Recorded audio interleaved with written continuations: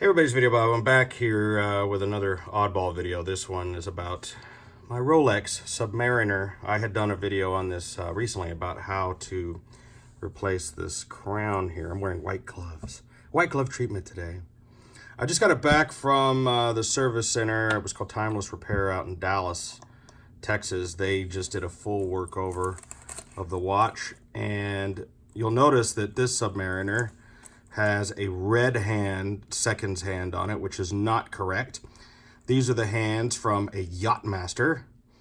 But you know me, I like red, and I just thought they looked cool, and I was like, I've always wanted those hands.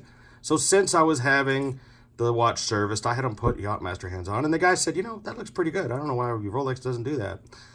But I also had this dial replaced. Now, this is a 1990 Rolex Submariner 16613, which is the two-tone gold, and it would have originally come with a tritium dial, which is a radioactive paint that has it only lasts about 10 years. So this watch is 29 years old, and I bought a newer dial that has the Super Luminova paint on these here that glow in the dark, and also the pearl up here glows in the dark as well.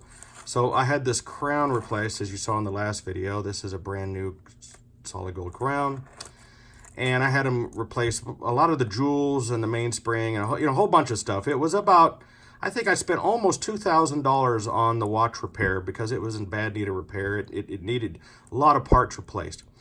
But what I'm here to talk about right now, and I just realized I can't operate my phone with the glove on. I can't work the camera. Okay, I got to take off one glove. Need to cut off one finger. Okay. So basically, let me back up here. When I had, the guy called me and he said, okay, now look, how would you like your watch polished? And I said, well, what do you mean? He says, well, you've got kind of a satin finish on here, and then, I can do a high gloss finish, or I could do a satin finish, or I can do Rolex Standard. And I said, well, what is Rolex Standard? And let me show you. And this is interesting because I didn't know this, and it looks fantastic. I mean, as you can, it's already got some scratches on it in just the week I've been wearing it. But let me show you what Rolex Standard is. Let me, maybe I could just zoom in, and this will do what we need to do. So basically, and wow, look at the scratches on there in just a short amount of time. This thing was perfect. Anyway, let me grab my Mont Blanc as a pointer. The center gold area is high polished. Then the side links are satin, but the side of the side links are high gloss. What?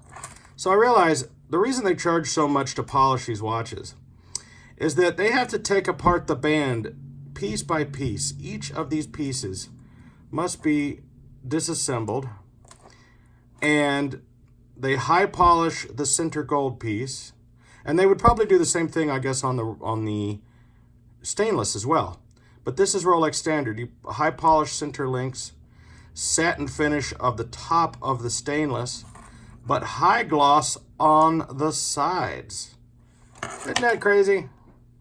Really well done, and you see why it costs as much as it does. Now, as far as the clasp goes, the clasp is going to be a satin finish.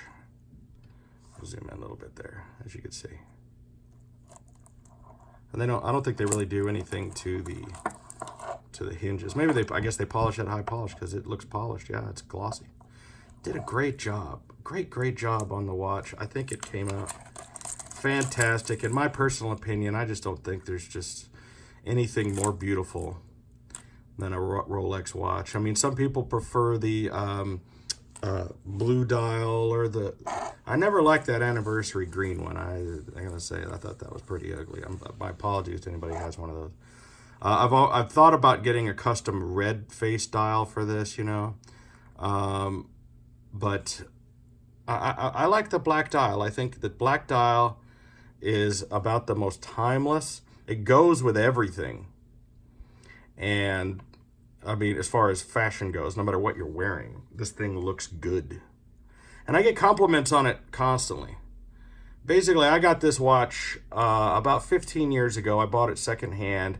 Bought it for less than $4,000 at the time, and I had done a lot of reviews on. There was a review on eBay that I'd done about how to tell the difference between a real Rolex and a fake one, because there was so many fake ones. I had bought a bunch of fake ones at the time, and just, you know, I was a wannabe. I was a wannabe wearing a fake Rolex, and it was my my ex-wife at the time. She goes, "Just get a real one. Be a man. Get a real watch. Stop being a wuss." And I was like, "It's a lot of money." She goes, "Stop being a wuss. You want to wear it. Don't wear a fake Rolex. Don't be a faker. I'm not married to a faker.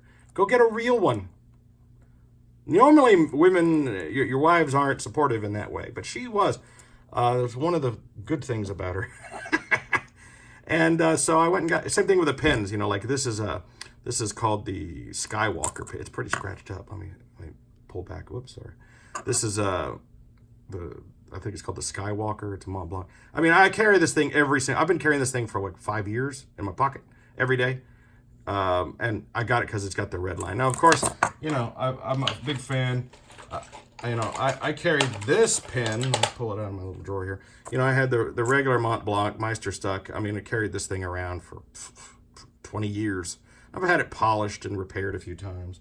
And then I started carrying this little tiny one. Isn't this cute? Look at this little bitty one. Only because it fit in your pocket a little better. You see the difference between the two. And it's a cute little pin. And it looks just like the other one, and it works the same. It's a little twist. I should carry that one more often. This one is heavy. This is all machined like aluminum or steel. I don't know what this metal is. Maybe it's aluminum. It's heavy. It must be stainless or something, but it's anodized. I don't know. Maybe it's aluminum, but it's heavy. It's heavy. It's got weight to it, which is what I like about it. It's you know, you got something for real. And same thing with a Rolex. You know, all you guys out there, this is a great investment. Because I bought this watch for $3,800 and it's probably worth, I could sell this watch for $8,000 today, I think. And if you were to buy this watch new, it'd be 12. So I always looked at it as sort of, you know, like a little insurance policy on my wrist, in the sense that if times ever got rough, I could sell this watch and and it's guaranteed cash. That's never happened, obviously. Also, keep an insurance policy. Go to your insurance agent like State Farm and get a personal item policy, and I have it insured, and you have to get it appraised, so I have it insured for $7,500. But anyway, fantastic watch. I think the Submariner is probably the most popular, and really to some of the watch collectors out there now, or some of the watch snobs, they turn their nose up at this. This is just a cheap little Rolex. This is a cheap little Submariner. But this watch has meaning to me. This is the watch Chuck Yeager was wearing when he broke the sound barrier. This is the watch that just about every significant thing that's happened on this planet Earth since 1958 that any seriously badass dude did, he owned one of these. Because it's simply one of the best, most, up until, you know, I mean, it was just one of the most badass watches. And I'm a mechanic. I build cars. And I wear this watch every single day while I'm working on cars. And I've been wearing this watch about 15 years. And it took that long for me to finally take it into service. And it's only because I dropped it on the concrete hard. Took it off and I was washing my hands. And I was going through a door, and somebody opened the door and knocked it out of my hand. And it went flying across the room, slammed on the concrete. And it didn't chip anything or break the glass or anything, the sapphire. But it did start losing a few minutes a day, and it was because one of the rubies had been pushed out of its seating and didn't even crack, but it was pushed out of the seat. And the guy told me that we replaced the pallet fork and some of the springs and, like a bridge with some of the jewels in it. I mean, he said, look, this thing is supposed to be serviced like every 5 years. You haven't serviced it in over 10 years. It's time. So... And, I paid $500 for this dial used. And then the hands weren't that much. I forget what the hands were. But so I forget what I spent altogether because there was a lot of different charges. But it was almost $2,000 worth of repairs. But look at it.